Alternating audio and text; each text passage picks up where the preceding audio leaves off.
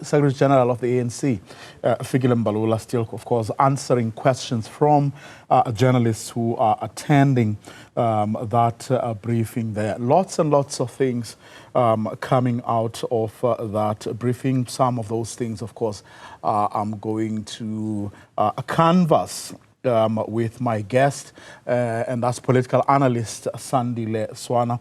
Mr. Swana, a very good afternoon to you. Thank you very much for your time. You've been sitting and listening to that briefing. Perhaps I should start by asking you whether, having listened to what Mr. Mbalula had to say, what Phoebe Potgieter, who's part of the ANC's negotiating team, having listened to Panyaza Lesufi, the chairperson of the ANC in Gauteng, what was your sense as to why they decided to call this briefing, really?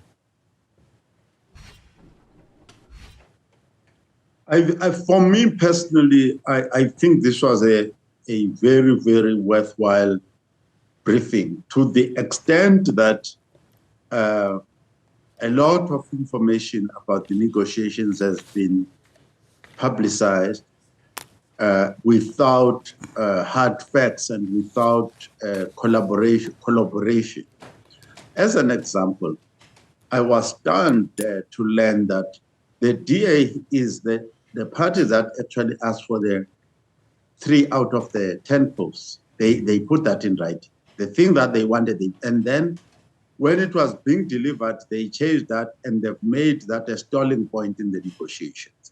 So to me, that is a very important thing to understand, that the Panyaza Lesufi and Mbalula were on the task. They were not making unnecessary mistakes. They were on the task, and it was the DA that was being careless about what they were doing. So that to me was very enriching.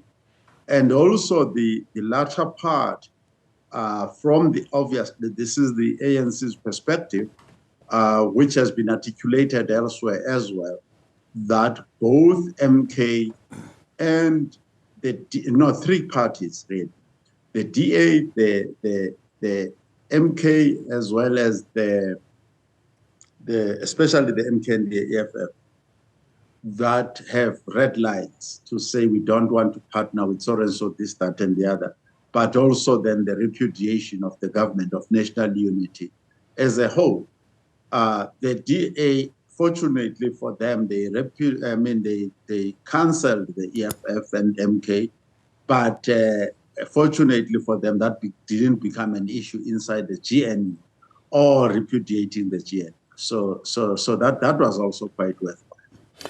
But wasn't there a rider, to the DA's demand? In other words, if you give us 3 cabinet positions, then tell us who you're going to give or how you're going to allocate the other 7.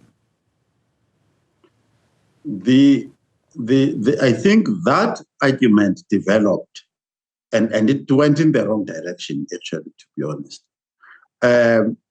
When they came now, after Panyaza Lesufi and company had prepared the package to deliver the 3, they then came and withdrew their offer and came with this idea of power sharing within the GNU, where they basically said, let's have more or less equal seats, and then we lose the seats as we invite more people. So if you think about that, that is actually as a moral hazard in the sense that if you already have the seats with you, and then you have to reduce them, it means your desire to keep on releasing the seats could be reduced. Actually, the DA was in a much stronger position, because if you look at the percentage they got in the 3 seats, the percentage they got in the actual votes for the province was good. The second proposition was basically totally different, because they were appointing themselves as founder members now of the GNU, of the provincial government of provincial unity. So the rider came later, and the rider was actually a new idea that was is actually problematic. It has got its own problems. But they were trying to make themselves equal to the ANC. And the ANC has explained that they cannot put themselves equal to any other political party. They are the founders of the government of provincial unity in Gauteng. Now, I mean, they keep saying that they have been negotiating in good faith and by extension suggesting that the Democratic Alliance is or hasn't been negotiating in good faith. Yes, so that has got its place because the DA issued their request in writing and it was accepted. Then the DA came and removed the request they had put in. Then the ANC, then they moved in and increased their demand because they basically demanded equality in essence with the ANC. And they made this statement. Helen Zille made this statement that were basically equal, that sort of thing. So then the ANC that said, okay, let's go and start from zero then. We'll give you one seat. Let's see what you've got to say. And basically the ANC is negotiating back to 3. They are at 5. The ANC is starting at 1. We're going to end up at 3.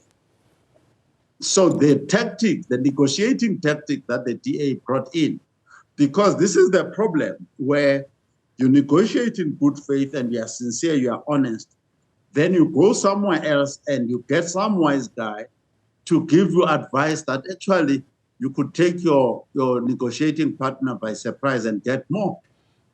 Basically, this is what happened.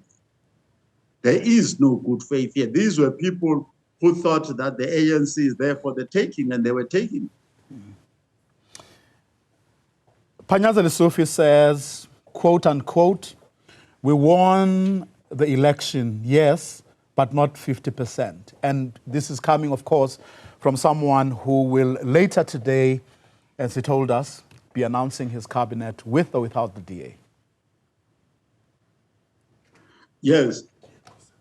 The problem now with the language, it's a wrong language. It's misleading the public because the system of South Africa is not to say if you are the largest loser, which means you are below 50%, then you are a winner also. A winner is somebody who gets above 50%. Otherwise, we have to say you are the largest minority out of the minorities that are there, or the largest loser, something of the kind. Winning is not in question. So that the people at home have got an understanding. You cannot get less than 50 and say you've won.